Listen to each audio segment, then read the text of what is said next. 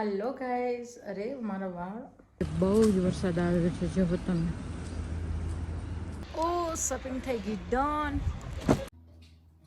Hello guys, જય શ્રી કૃષ્ણ, જય શ્રી સ્વામિનારાયણ. કેમ છો તમે લોકો?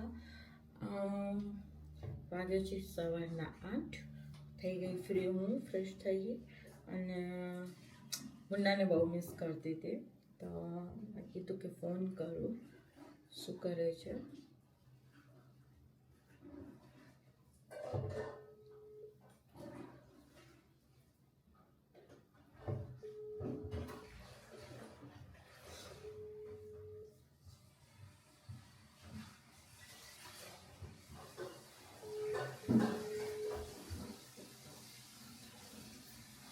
તમને પણ બતાવું શું બોલે છે.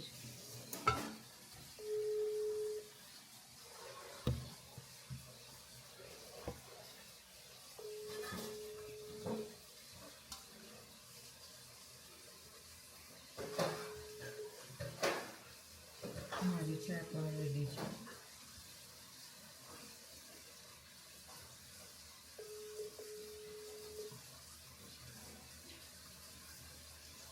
ફોન જ ના પાડું.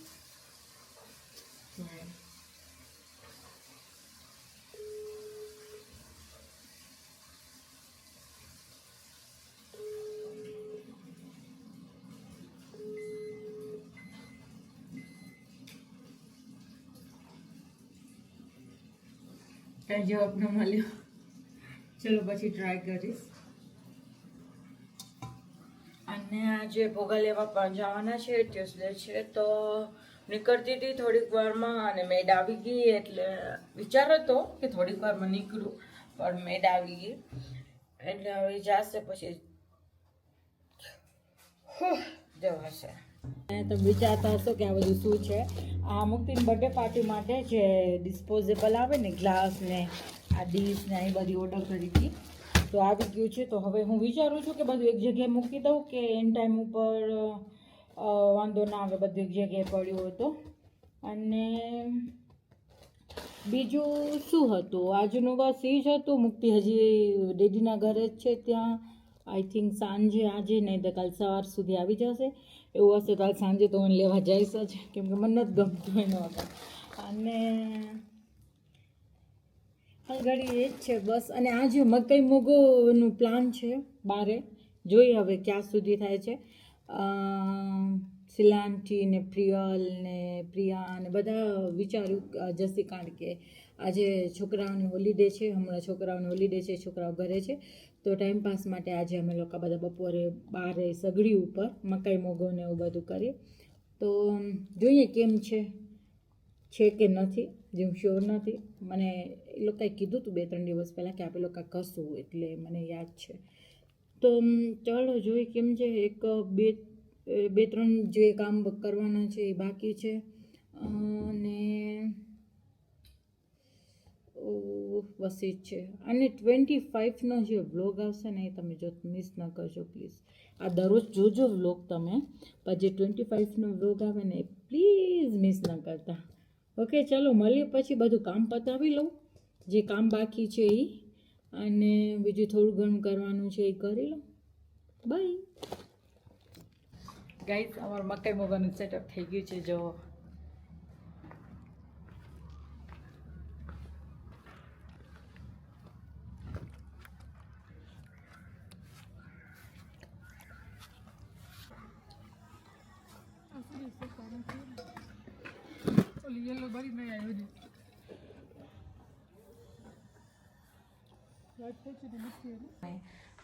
હું જતી હતી ચાઇનીઝ સ્ક્વેર બાજુ.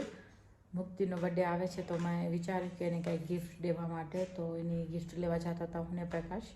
મુક્તિને બાજુમાં ને બના ઘરે મૂકીને, કેમ કે એને સાથે લઈ જવાની એટલા માટે. તો ત્યાંનું હું વ્લોગમાં જો ચાઇનીઝ સ્ક્વેરનું એડ કરું છું ને તો પ્રાઇવેટ થઈ જાય છે, કોપીરાઇટ્સ આવી જાય છે. એટલા માટે હું જે બારે આવીને હું તમને બતાવીશ કે મેં શું શું લીધું. સોરી, મુક્તિના બર્થડેમાં હું બતાવીશ કે મેં મુક્તિ માટે શું લીધું હતું એ ટાઈમે.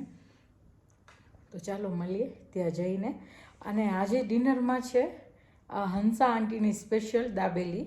બહુ ફાઇન બનાવે છે હંસા આંટી. અહીંયા સ્વામિનારાયણ નગર પાસે છે. આજે તો સ્પેશિયલ ઓફર હતી 250ની 3. તો શીલા આંટી અને પ્રિયા અને અમે લોકો બધા લેવા ગયા હતા. તો મેં કીધું કે આજે વરસાદ બી ચાલુ છે તો આજે તમે મારા માટે બી લઈ આવજો.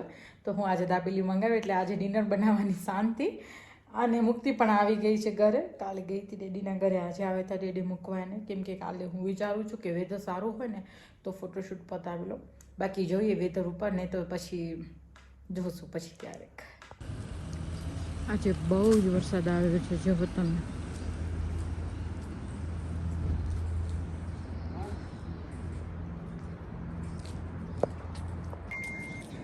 ગાઈસ જોવો કેટલું ફાઇન લાગે છે વરસાદ આવી ગયા પછી. અમેઝિંગ. હેલો ગાઈસ, શોપિંગ થઈ ગઈ ડન. હવે અમે લોકો જઈએ છીએ ઘરે અને ડિનર તો આજે બનાવવાનું નથી. અને મેઇન વસ્તુ શું છે ખબર છે, મુક્તિ ઘરે છે હવે અને આ બધી વસ્તુ પેક કરવાની છે. તો જોઈએ કેવી રીતે થાય છે. ગાડી આવી ગઈ હવે મારી. ચલો મળીએ ઘરે જઈને.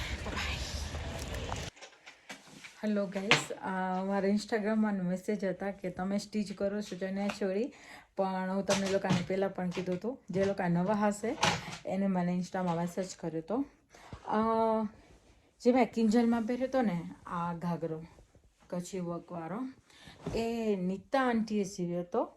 એ સ્વામિનારાયણ નગરમાં રહે છે. બહુ ફાઇન હોય છે એનું કામ. હું એની પાસે સ્ટીચ કરાવું છું. અને જે મારું બ્લાઉઝ હતું આ વાળું બ્લાઉઝ હતું ને જે મારું દીપુ ભંડેરી કરીને સીવ્યું હતું. હું એની આઈડી મેન્શન કરીશ નીચે. અને આ બીજું હેન્ડવર્ક બધું મેં કર્યું હતું. આ કોડી, પછી આને શું કહીએ આપણે, કોઇન્સ, પછી આ હાથમાં જે આ બધી ઘૂઘરી અને સોનાનું કોઇન્સ. ઓકે. અને આ પાછળ જે કોડીવાળું ને લટકણ દેખાય છે ને એ મેં કર્યું હતું. બીજું આગળનું આ જે છે પોપટવાળું અને આ બધું એને કરી આપ્યું હતું. અને બીજી એક જણા છે દિવ્યા કરીને છે, એ પણ સીવે છે, પણ આ વખતે એને નથી કર્યા. હું આ લોકોને આઈડી મેન્શન કરી દઈશ તમને. દીપુ ભંડેરી અને નીતા બેના. હું તો ઘાઘરો સીવે તો એ નીતા અને બ્લાઉઝ સીવ્યું છે નીતા ભંડેરી, દીપુ ભંડેરી. તો ચાલો હવે બધું સાચવીને મૂકી દઈએ. હવે પતી ગયું છે, હવે નવરાત્રિમાં જશે. ચલો મળીએ હું તમને પછી. હેલો ગાઈસ, મમ્મી મને મિસ કરતા હતા તો હું મારા દાદીના ઘરેથી આવી ગઈ હતી. તો મમ્મીને તો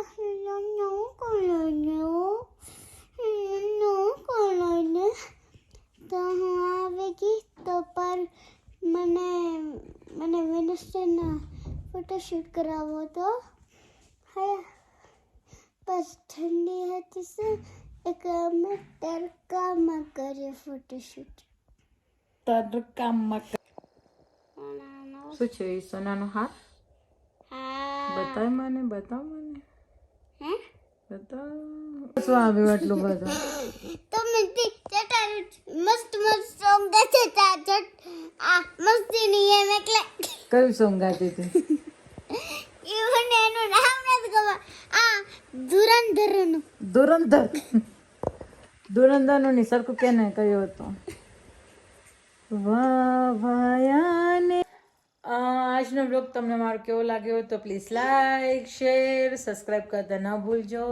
મળીશું મારા નેક્સ્ટ બ્લોગમાં. બાય.